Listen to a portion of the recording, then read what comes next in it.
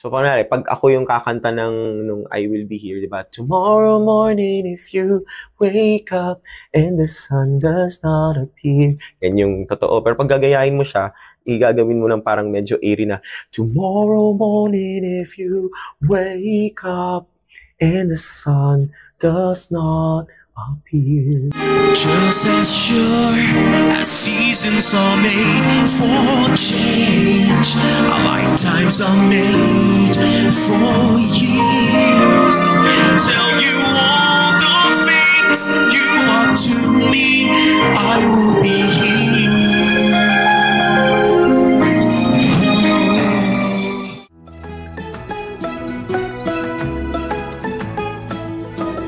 Hi Dreamers, this is Jerry Lee Salvador and welcome to the Pillow Talk where dreams get unplugged. Ang ating guest for today, grabe po, napaka-persistent niya, napaka-talented, the man with a million voices. Let's welcome Sir Lucky Robles. Hello! Hello! Welcome po sa Pillow Talk.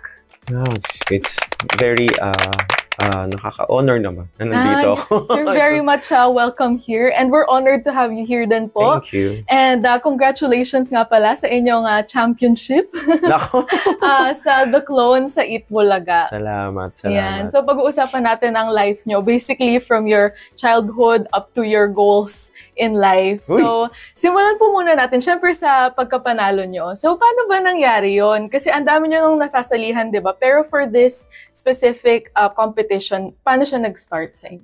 Okay. Nag-start kasi siya January 1 of this year, 2025. Happy New Year. Happy New Year. So, nung mga time na yan, nasa church ako with the choir.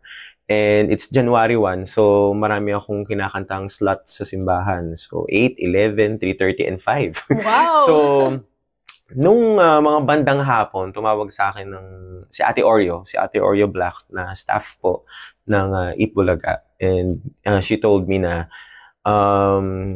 mag-ready ka na kasi meron tayong bagong segment.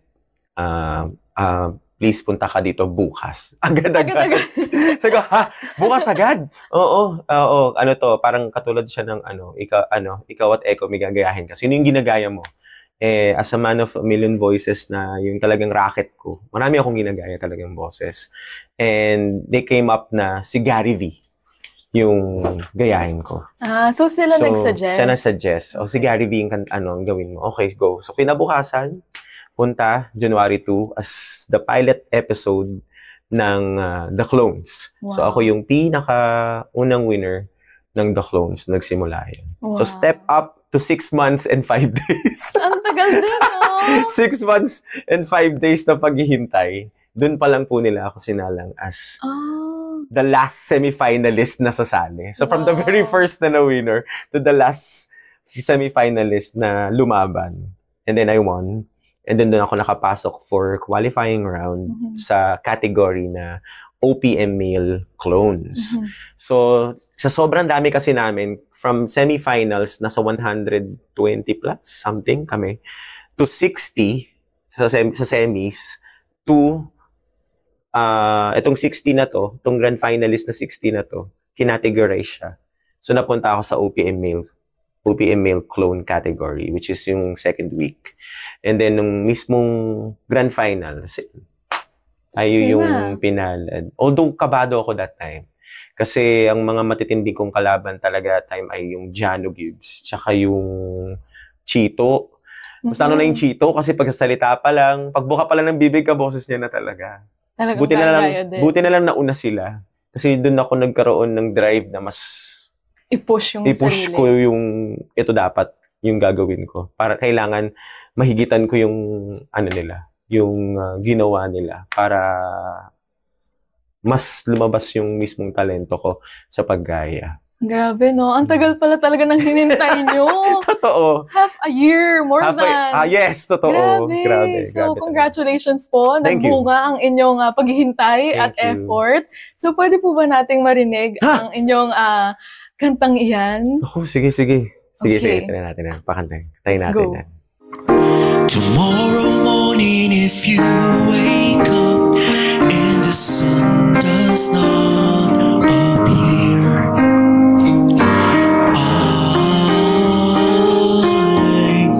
I will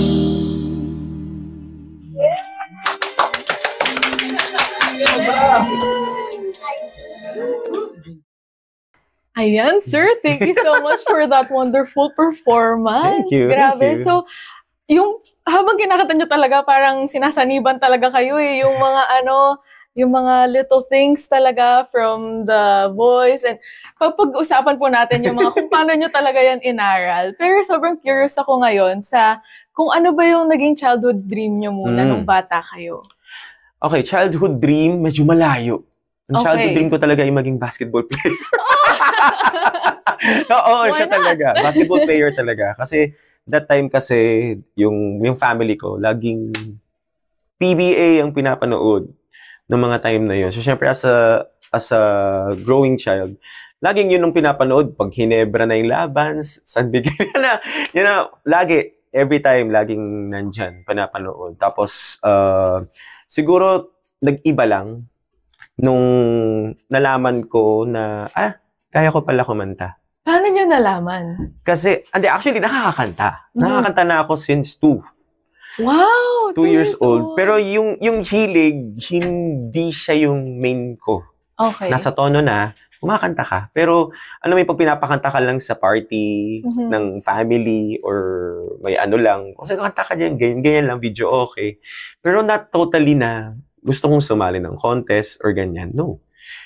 Yun lang. Kaya, from nung time na nagustuhan ko na umawit, doon nalihis na parang mas gusto ko dito kaysa sa basketball.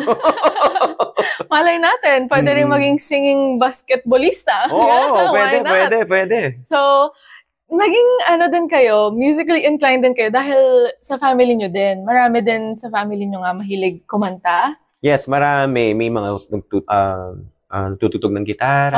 Okay. Si Daddy actually kumakanta. Pero lang din, mahilig kasi siyang, seaman kasi si Daddy. Okay. So, pag umuwi siya, lagi siyang punong-puno ng mga tapes, CDs ng mga favorite artists niya.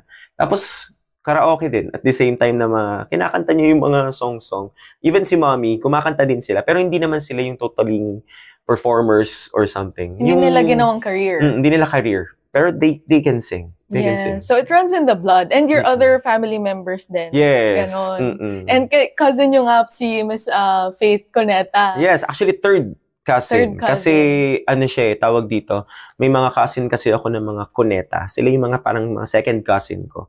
Tapos sila talaga yung cousin ni Miss Faith. So parang malayong pinsan ko na rin talaga si Miss Faith. Kaya pag nagkikita kami sa mga gigs or ang saya, parang family reunion. Yeah, and yun nga, connected din kayo sa mga Coneta. So it's like, talaga, parang it's in the blood, flowing there, ganyan. So, what about nung naman? So, only child kayo. So, talagang pinabayaan naman kayo ng parents nyo kung anong gusto nyong gawin. Yes, strict in a way. Okay. Maganda naman kasi din yung pagpapalaki sa akin that time. Maganda kasi yung si Daddy kasi syempre pag galing seaman kailangan pag sinabing gising ng alas 6 o gising ng alas 7, kahit walang pasok kailangan mo gumising. Hindi kayo magkakasama kumain. Pag may isa mapapagalitan, mo yun. Maganda yung tulong ng ganun ng isang magulang na maging strict para paglaki mo madadala mo ngayon. Ang weird Discipline. nga ang weird, sobra. As in, parang, kaya pala sila ganito sa akin dati. Kasi parang ngayon, parang ganun ang gusto kong gawin sa mga bata. Ganun din yung napasa. Ganun din, oo. Parang maging matino sila. Parang, it's a nice way. It's a nice way. Pero kung ang mga bata ang makakaranas nun, naku po, baka nasa Tulfo na tayo. Oh no, pero diba? as long as yung intention naman mabuti. Yes. Parang, 'di ba, ginagawa namin 'to para sa ikabubuti. Ganun talaga pag mga 80s, 90s child din. Ganyan na naranasan namin nun. Meron pa nga yung parang may parang kahoy, tawag namin dun is FNR.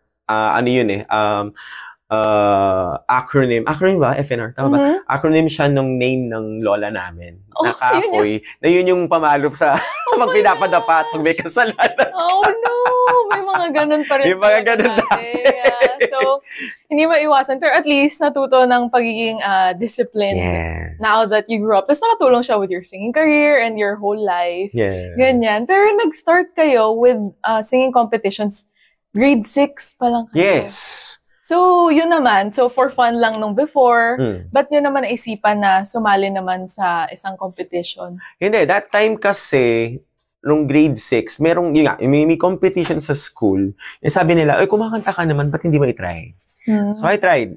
Kanta ako. Ang ganda nung audition. So, sabi niya, pwede mo pang kantahin yan sa mismong, yung mismong competition na. Tapos nung ito na yung competition, binago ko yung kanta ko. Bigla? Kasi nung time na yun, hindi ko naman alam na dapat pala may isang song na babagayan ka. Ako lang gusto ko lang kumanta. Okay. From a song na napakaganda, yung song ni Babyface na Every Time I Close My Eyes. Then, 2 words ng Boyzone. So, yung shift. So, yung shift. Tapos nung kinakanta ko yun, sabi ko, umiyak ako na natalo ako. Sabi ko, anong mali? Bakit ako natalo that time? Kasi hindi ko yun maintindihan. Tapos, in the latter part na, nung mga sumasali na ako kung saan-saan, doon ko na-realize na, kailangan pala makuha mo yung tamang genre sa boses mo. Hindi lang basta kumanta ka lang ng birit lang. Kasi sanay tayo ng ganun eh. Pag alam natin, pag sumasali tayo ng contest, birit lang tayo lagi. Hindi nila alam na pag sumasali tayo sa contest, kailangan nararamdaman natin yung mismong essence ng song. Yung mismong meaning, i-relay mo yun dun sa tao para magkaroon sila ng goosebumps. Hindi lang sa birit din talaga. True. Ang ganda ng gano'n na hindi lang siya yung kanta nga. Which is something na you learn throughout the years na, sino nga ba ako? May mga gano'n. Kasi may mga kumakanta kasi na, bumirit ka nga. Pero hindi mo naman sila, alam mo yung kunyari, kumakanta ka sa gig o may naglalakad na tao. Minsan dinadaanan ka lang nila kung birit ka lang ng birit eh. Pero may something na bigla silang mapapatigil, ibig sabihin, tapos nakinig sa'yo, ibig sabihin, nakot mo yung attention nila na, ang galing naman ng na to. Ibig sabihin, nare-relay mo sa kanila. I love it. Ang lalim na ng So, I'm interested to know kung paano nyo nahanap yung boses nyo. Kasi nagsimula kayo with impersonating din. Kasi 13 years old pa lang kayo, in-impersonate nyo na si Sir Gary. Yes! Naku, nagsimula talaga yun sa isang karaokehan namin ng mga kuneta. Okay. So, tawag dito si Ravi at si Jamie. Sabi nila, uy, gaya mo si Gary. Ganyan. So, nag-start talaga ng puro songs lang ni Gary. So, as an major musical influence ko talaga, sa kanya talaga nag-start. Kaya ang hirap hanapin ng totoong boses ko nung mga panahon na yun. Kasi nga, every time kakanta ako, laging maririnig yung Gary Valenciano. Wow. Actually, si Ariana Grande, ganyan din. Diba? Nag-impersonate siya before ng mga, tapos sabi niya, hindi niya rin mahanap yung boses niya. Kasi ganun nga. So, paano naman yun na you're like ilang years din na Gary V yung voice nyo? Siguro kung nung 13 yun, siguro nung mga bandang 21 na. Wow. 22. Pero meron pa ring hint. May hindi pa rin siya nawawala. Actually, until na may maririnig pa rin siya. Pero ngayon kasi, parang ang dating nila is parang nakahaluan na ng Ogie at Gary V. Na talaga. Ganun na yung tunog. Kasi kailangan talaga ma-distinct mo rin na ikaw to. Yeah. Kaso sumali tayo ng The Clones, so bumalik ulit. Bumalik ulit tayo sa Gary. So, alam mo yun, yung parang idinayo mo na nga yung yung tunog mo sa Gary. Tapos ito na naman, bumabalik na naman. Kaya tuloy, pag nagigig ako sa mga spot ko, may time na natatawa ako sa sarili ko. Sabi ko, ayan na naman siya. Pero ang galing, kasi nag-full circle din. Na siya yung very first in-impersonate nyo, tapos ngayon, nanalo kayo dahil din sa kanya. Sa kanya, grabe. Tsaka hindi ko makakalimutan yung minessage na ako. How does hindi that feel? Talaga.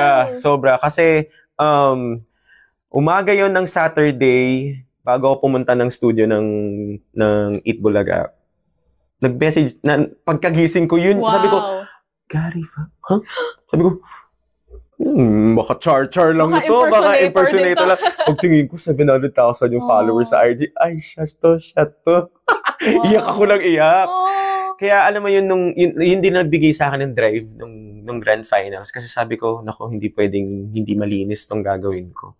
Kasi hindi mo pwedeng gayahin lang si Gary V na gaganon ka lang. Kasi gagayahin mo lang yung boses niya. Hindi eh. Cool yan dapat eh. Kasi spiritually, ganun siya kumanta. Kapag kumanta siya, kailangan nakatutok sa'yo lahat ng tao, tatahimik sila. Kailangan madala mo yun as a clone. Hindi lang basta kakantayin mo lang yung song niya eh. Kailangan madala mo yun. Grabe, nakaka-goosebumps. Kasi Kaya nga, kailangan. even the spiritual side of Sir Gary, Yes. which you are as well. Yes. So, kaya rin talaga nako-connect din from the voice to you as a human being. Ganun din. So, ang ganda na ganon. Kaya sobrang blessed din talaga na, yun na, tuwang-tuwa siya, tapos na-proud pa siya, tapos ultimo siya, pag pinapakinggan niya, hindi rin siya makapaniwala na ang naririnig niya ay hindi siya. Yeah. Kaya namawirdohan din ako doon time na yun. How did you learn then? Kasi you had the voice, pero yung pag-mimic sa mga little gestures niya, how did you learn that part? Actually, pag pinapanood mo siya, kailangan mo lang makita kung paano niya gagamitin sa part na to yung kamay. Paano niya gagamitin sa part ng song na to yung baba. Kasi, tawag dito, especially pag nag-hit siya ng high notes, lagi siya nagbe-bend. Tapos, pag nag-hit naman pag kinagaya mo naman ng boses niya, kailangan medyo nasal. Pero dapat hindi magtunog nasal.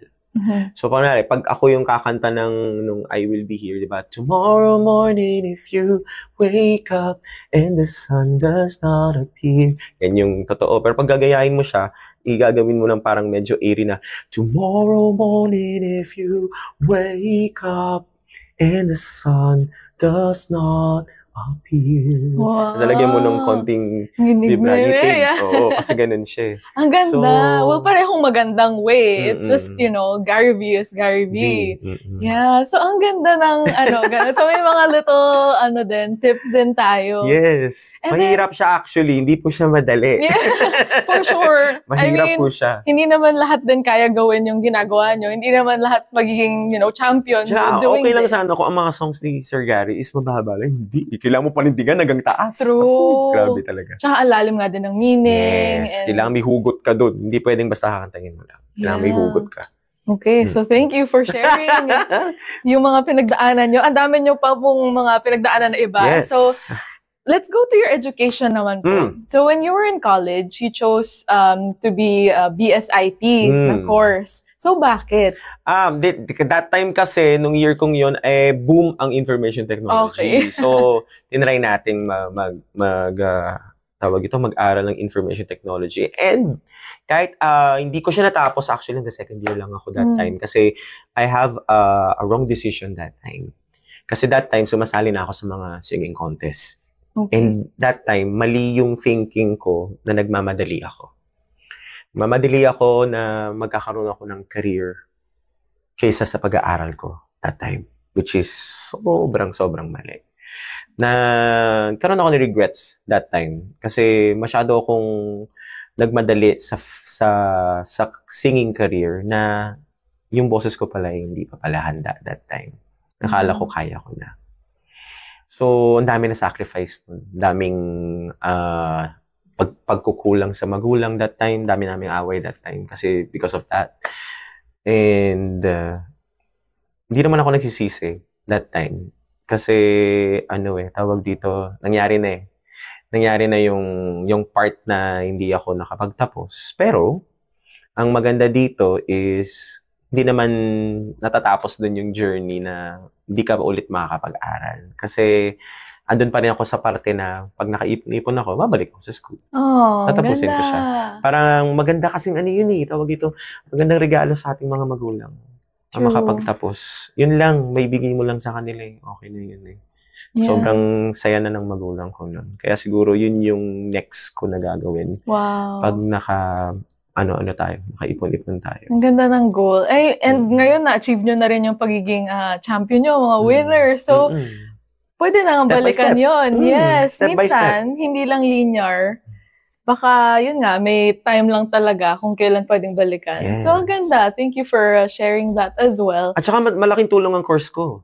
Ngayon. Dahil, talawa kang ngayon, ng AI. True, so, ngayon tawag dito, ang laki ng tulong niya sa editing. Kasi nasanay na ako from way back. So, kahit sa social media ko, kahit ako na yung nag-aayos ng sarili ko, kung nag-edit ng videos, malaking tulong din ng course ko. So, nagagamit pa rin. Yes. Ayun lang, kailangan lang talaga ng diploma. Parang yun talaga yung para goal. siguradong, di ba? Yes. Kasi hindi naman natin alam kung hanggang saan tayo dito sa sa career na to eh. So, kailangan makahanap tayo talaga ng, alam mo yun, yung talagang panghababuhay na business or trabaho mo. Yeah, parang yun yung mas pang like everyday, monthly, ganyan. Yes. And then you have your singing career on your side para sa puso naman, ganyan. So, what about nung nag-stop kayo, second year college, right? And then ano naman yung ginawa nyo? Tinuloy nyo yung singing competitions or did you work din ba? Nag-work ako. Ang unang-una kasi talaga that time, nung madalas na ako hindi ako nakakapasok dahil yan sa mga pagkanta-kanta na yan. So, as parusa, ginawa akong crew sa Chow. Ay, pwede ba to? Pwede bang, pwede naman basta, yan. Sana mag-sponsor sila. Hindi ako sure kung pwede kasi. Chow King. So, ako doon, nag-sales crew. Hindi sales crew, sorry. Basta yung server ba yun? Server, yeah. Service crew. Service crew, yun. Nag-service crew ako noon. Nasanay ako. Kasi sa bahay kasi hindi ako marunong mga maglinis-linis ng ganyan. Ang laki ng tulong sa akin na yan. Kasi doon ako natutong maglinis, doon ako natutong maging OC sa mga bagay-bagay. So, laking tulong. So, after dyan, nag-call center agent din ako. Okay. So, that time kasi rin siya parang in demand that time para magkaroon ka ng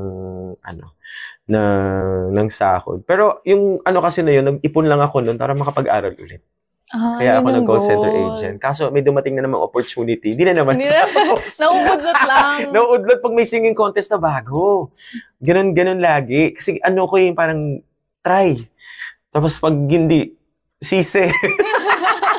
Pero nagiging learning lesson din siya. Yes. Every competition na nasasalihan Tapos nagsawa ako sa call center, lumipat ako ng Center for Pop Music. Kasi sabi ko, bakit i-align ko na lang kaya yung trabaho ko as a vocal coach at the same time, masaya ako, kumakanta ako. Good. Ayun, doon nag-start na-trained ako sa Center for Pop Music na magturo sa mga upcoming artists and singers. And personally din, parang natututo din kayo doon. Yes. As a coach din. Masarap kasi makakita ng isang performer na hindi mo alam na merong ganong tunog or style na, ay, pwede pala yung ganito.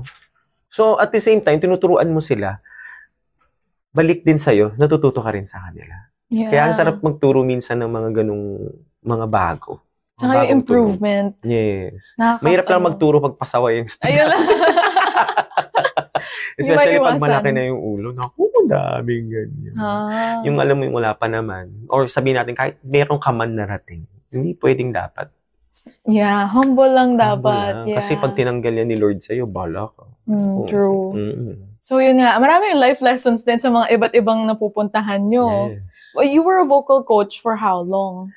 Sa Center for Pop, I think a year lang. Kasi, that time kasi medyo naging stressful yung mga kaganapan sa buhay. As a vocal coach kasi, so sa Center for Pop, tapos lang muna ako, yung parang mga, parang in-house or parang pagkailangan ng vocal coach, kukunin ka, i-hire ka, mga ganyan. Saan hinihingi yung mga ganon? Saan companies? Parang may message lang nila ako na pwede po ba kayong turuan yung anak ko or ganyan. Okay. Or mga companies na gustong may mga group performance. Cute. Okay. Yun, tinutulungan ko sila kahit pasaway din yung iba doon. Kasi hindi naman lahat singer. Hindi naman lahat singer. So, tapos minsan pa, ito na lang gagawin ko. Kahit ibibigay mo sa kanya yung part na to, yung mga ganung eksena. Natutuwa naman. Nananalo naman sila pag party. In fairness naman.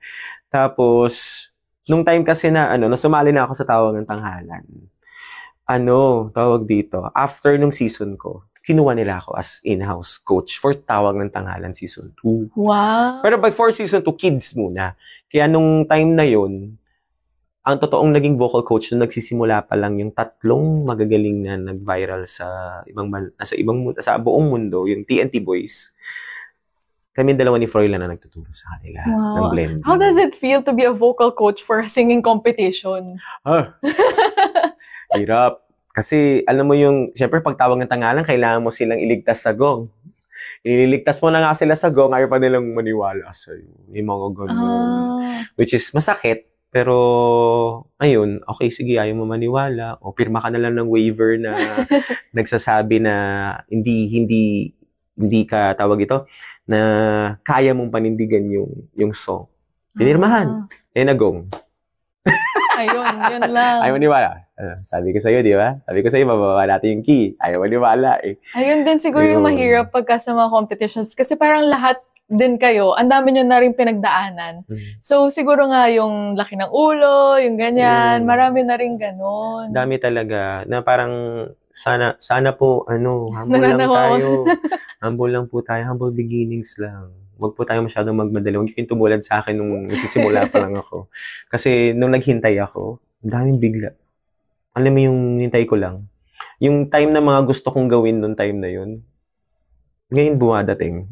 Na hindi ko ina-expect. Oh. Parang, okay, sige po. Yun, pasalamat lang ako ng pasalamat kay Lord. Yun parang din talaga yung law of attraction, manifestation, pero hindi tayo pwedeng mag-dictate kung kailan. Correct. Ang ganda ng ganon. So, ngayon, at least na-experience nyo na lahat, di ba? So, nakakatuwa na ganon nga yung nangyari. So, nung nag-vocal coach kayo sa Tawag ng Tanghalan na, gumawa rin kayo ng mga sarili nyong kanta?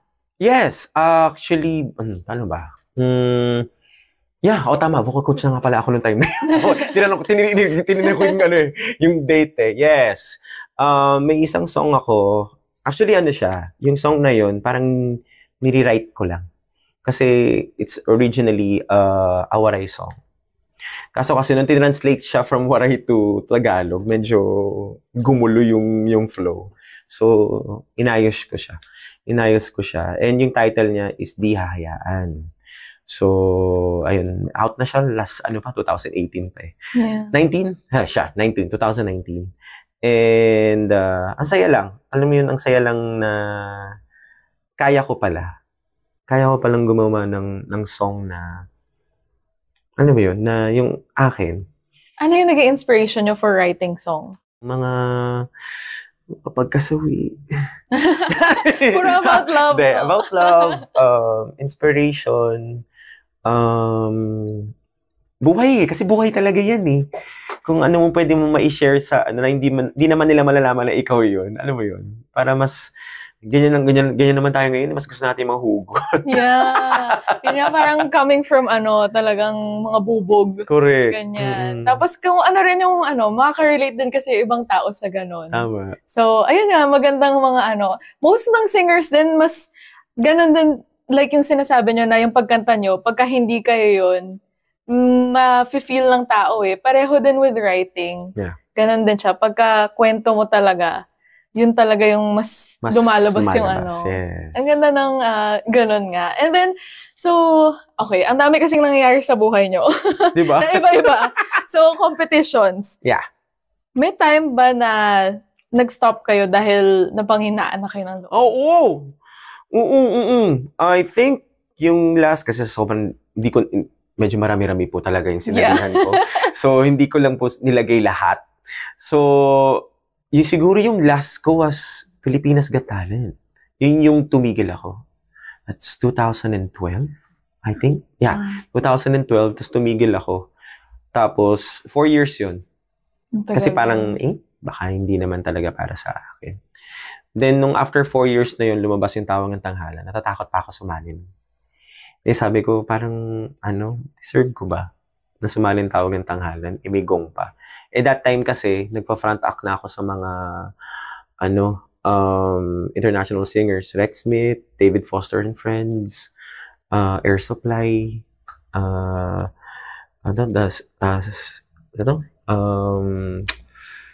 shucks, I forgot the name of the, Stylistics yun. Stylistics.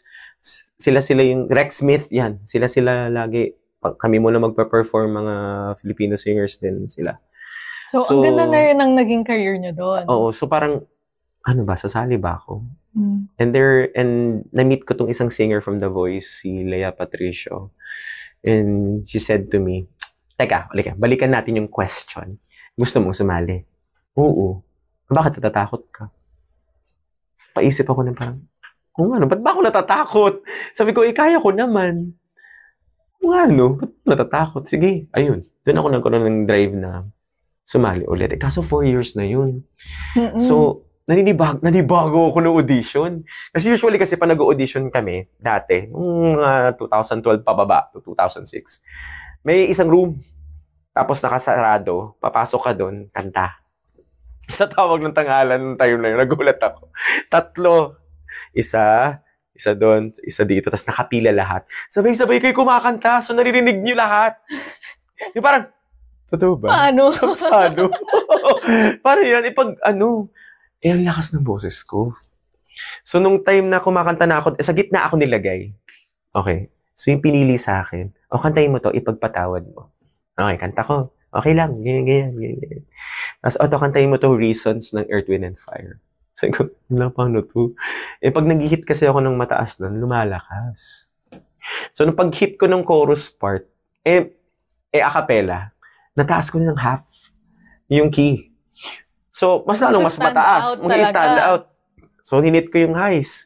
Pagka-hit ko ng highs, hindi nakapasa yung dalawang nandun sa gilid kasi hindi sila nakakanta na kumakanta. Napatigil sila. Kasalanan ko patuloy. Nag-iba kasi yung key. Oo, kasi ang lakas. So, parang narinig nung dalawa. So, talaga yun, sobra. Tapos, yun. So, tinry ko lang that time. Tapos, after a month, sabi daw, pag hindi ka tinawagan, X, yung magti 3 months na hindi ako tinatawagan. Sabi ko, paano kaya? Mukhang hindi na talaga para sa akin. Tapos, tinawagan ako. After 3 months. Pasado pa pala. May chance pa pala. Ayun, dun. Tapos, naging, yun naman naging experience nyo. Tinuloy nyo yun. Pero, sa kasamang palad, di pa rin nanalo. That time kasi, tawag dito, votes kasi. Yeah. So, nung time kasi ng semifinals namin, kasi ang kalaban ko si Yumi Kapili, Jenny Gabriel, Noven Belleza, Diyos ko po. Sama-sama sila dun sa buong namin na yun. Pero ang masaya kasi that time, yung judge score namin ay lahat 93. Ang ganda. Nag-vary lang talaga sa votes ng madlang people. Okay. Sobrang, nakaka-inspire yun. Parang, okay na rin. At least, pantay-pantay kami. So, yung kumpiyansa nyo sa sarili nyo, bumalik ulit. Parang, okay, go. Yun. Yeah. Kahit di nanalo, okay lang. At least, alam kong kaya ko. Which is yun naman yung naging goal nyo nga noon. Tsaka, from that day on, pagtapos nun, yun tinanggap na kami as vocal coach and as artist. So, ganda rin. Ganda rin ang kinalabas. Yun din yung, yun yung naging outcome. Parang ang dating is, God will redirect you to the right path. Kung hindi man yun dun sa gusto mo, dun sa mas maganda. Yeah. And then, after ilang years or months naman yung Itbulaga? Yung... Isa the clones naman. Ang tagal. Ang tagal. So, Matagal after yun. nung sa Tawag Tanghalan, what happened? After ng Tawag Tanghalan, so medyo matagal. Then... Nag-perform pa rin kayo for yung international na singers after nun? Okay. Kasi naging vocal coach na kayo. Pero how did that happen pala? Yung naging front act kayo? That time kasi, yung manager ni Charisse, okay. Naging, tawag ito, yung manager niya, naging manager ko. Kasama yung grupo namin, yung Mark Mabasa and Friends. So, that time, pumunta kami sa mga abroad. Yung ganyan. Hindi lang kami, nag-separate lang kami noong 2016 na nasa na ako. ABS-CBN na. Nun nga yung naging vocal coach na. Yes. And then, after nun, what happened? After Tawag? Yes, nung nag-vocal coach na kayo, ilang din yun? Gano'ng katagal Tagal din yun kasi umabot din hanggang Idol Philippines yun eh. So, pandemic actually natigil. Okay. Nung pandemic siya natigil. Then, 2019 pa lang pala, na ako. Umalis na ako sa Showtime that time. Pero andun pa rin ako sa ABS-CBN. Lang ako, parang independent ako. So, parang, tawag din sa artist na, freelancer, yon. Okay. Freelancer singer. So, para at least nakakalipat-lipat ako kung saan-saan. Ito ba yung time na nag-comedy bar din kayo? Hindi, ang comedy bar nauna yun. Okay. Mas nauna yun. Kasi 2010 pa lang, nasa comedy bar na ako. Paano naman nangyari yun? Ito, kasi, paano ba? Kasi, mahilig ako manood ng comedy bar since high school, college pa lang. Okay. So, may mga kakilala na talaga ako from the library, music box. So, that time, 2010, pumunta lang ako dun sa Music Box Comedy Bar. Kumanta lang. And then, nagustuhan ako nung may-ari. So, that time, sabi niya, sige, baka gusto mong mag-perform. Ayan, pwede na. Happy na ako nun. Kasi sabi rin, nakakapag-perform na ako. Then, ayun. Doon ko naranasan na kumanta ng araw-araw. Tapos nawalan ako ng boses. Kasi araw-araw yung sked ko, wala akong pahinga. Oh my God. So, 3 months ako nawala ng boses nun. Grabe. Kasi syempre, parang bed rest talaga. Oo, as in talagang, wala. Hindi ako makakahit ng high notes. As in talagang wala. Yun pala, ganun pala yun. Kasi pag araw-araw ka kumakanta, after 3 months, pinapatibay niya yung boses mo. Nung nasanay na, ayun, nagtuloy-tuloy naman siya hanggang sa nakuha din ako sa The Library. Parang diamond din talaga na, alam mo yun, yung para maging diamond, kailangan mahasa ng malala. Ang nakakatuwa pa sa The Library, may contest kasi ako sinalihan, kaya ako nakapasok doon. Ang contest is El Divo, La Diva. Wow. So, di ba, sanay tayo ng mga doble cara? Okay. Doble cara na kumakanta. Na yung lalaki yung kabila, tapos babae yung kabila. Pero dito sa contest na to, hindi. Ikaw, pero kailangan boses babae, boses lalaki. 2 round. Kakanta ka ng panlalaking boses, kakanta ka ng pambabaeng boses. Which is kaya nyo din kasi nga, the man with a million voices. Hindi ka pwedeng magtunog bakla. Kailangan boses babae. Ganun kalala nung time na yun. Ang galing. As nanalo ko. So, ako yung napili nila Mamu Andrew de Real. Mamu. Ayan, tawag dito. That time, yun, nakapasok ko sa The Library.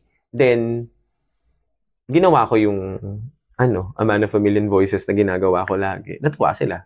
Yeah. Tapos yun yung naging branding ko as, impersonator ng mga boses ng mga singers. Grabe din, no? Parang lahat din ng mga na-experience nyo, nag-make sense din. Parang kung kunyari pinagdadaanan nyo yun, wala kayong boses, parang nakakairita. Pero, in hindsight, may dahilan din pala na it's making you a better person, ganyan, na ito, ngayon na-achieve nyo na yung mga dreams nyo. So, ang saya na, di ba, parang yung buong life nyo nga, ang tagal din nun na yung mga pinagdaanan nyo. Pero pag hindi kayo kumakanta, anong ginagawa nyo? Ano ba mga hobbies nyo? Hobbies! Magluto. Anong mga dishes nyo? Specialty is sinigang. Wow. Sinigang, kaldereta. Very Filipino. Sopas. Yan. Itlog. Itlog. Hindi. Depende sa... Yeah. Depende sa kung anong magustuhan ng mga ng family. Tinitry ko rin naman medyo kasi yung taste buds ko pag nagluluto. Di ba pag nagluluto, ikaw yung hindi masyadong makain. Baliktad. Sa akin, pag nagustuhan ko, So, may certain, kayong taste na gusto. Yes. Ayun. So, pagluluto, live streaming. Okay. So, nag-live streaming ako sa TikTok. So, ayun. Kita-kits na lang po doon pag meron kayong dyan. Ano ba? Ano ba mga hobbies ko? Ngayon, may nagugustuhan ako ngayon. Photography. Oh, wow. Ako ngayon. Tawag dito, nagtatry akong mag-shoot ng kung ano-anong mga bagay. Ang dami din pala bukod sa, singing. And religious nga din kayo. Yes. You join the choir every Sunday, ganyan. So, ang daming nagagawa bukod sa singing din to fill up your schedule. Yes. Pero how is your week like ba? How many gigs do you have? Or ano yung pinagkakaabalahan nyo lately? I actually have three main gigs, which is pag Monday sa Long Bar, Raffles Makati, pag Friday sa The Library Comedy Bar, Las Piñas, and pag Saturday naman po sa Good Vibes Comedy Bar sa Parañaque. Okay. 3 lang kasi pag nagdagdagan na pa. Ang dami na nun. Tapos Sunday choir pa. Yes, so... Sunday choir. Yes. Hindi pwedeng mawala ang Sunday. Ayun. So parang technically 4 times a week kayo talagang singing professionally. Yes. Ganyan. Depende pa kasi minsan hindi rin ako nakakapasok ng Friday tsaka Saturday kasi minsan nagkakaroon ng events. Mas lalo na ngayon kasi talagang in demand. Sobra. Yeah. Congratulations. Thank you. Thank you na. Kay Lord talaga yan. Kay Lord. And minsan may competition. So, depende rin. Pero yun yung so far sa ngayon. Yun yung every week nyo.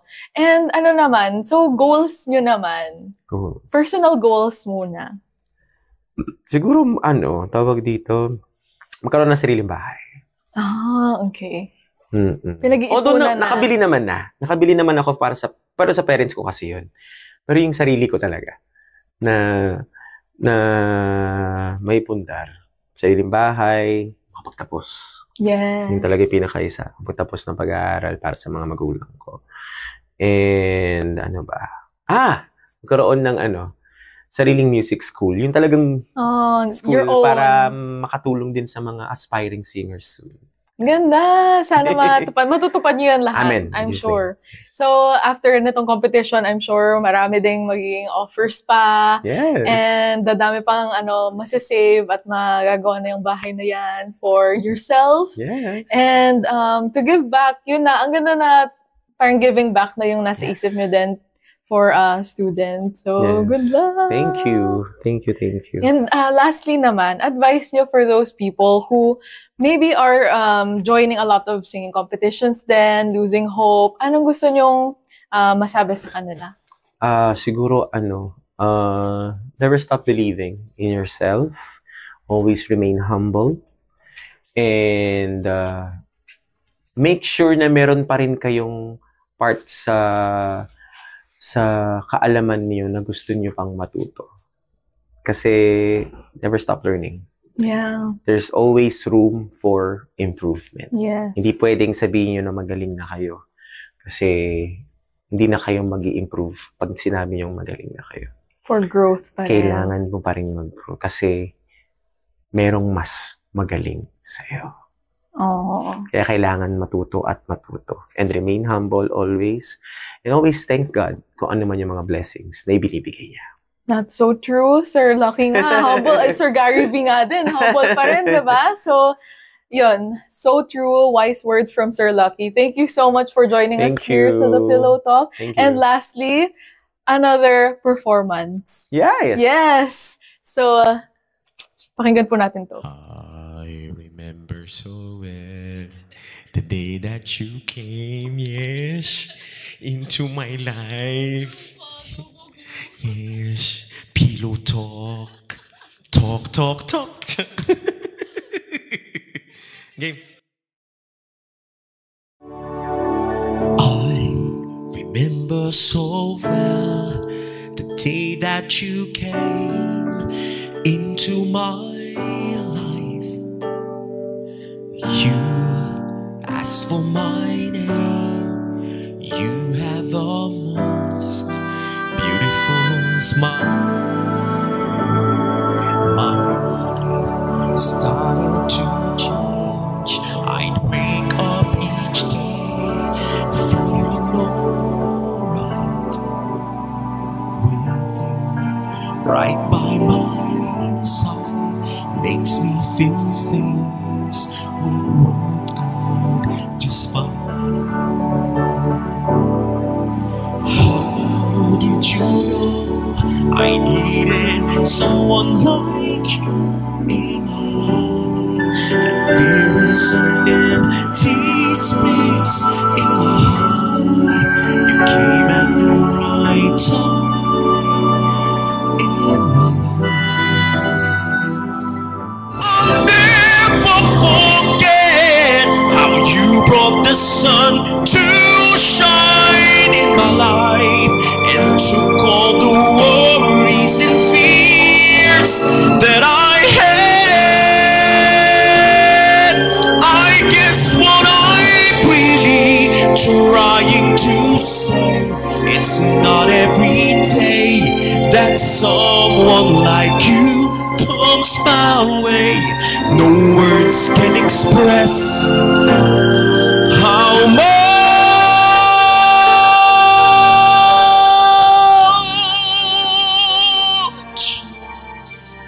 I love you.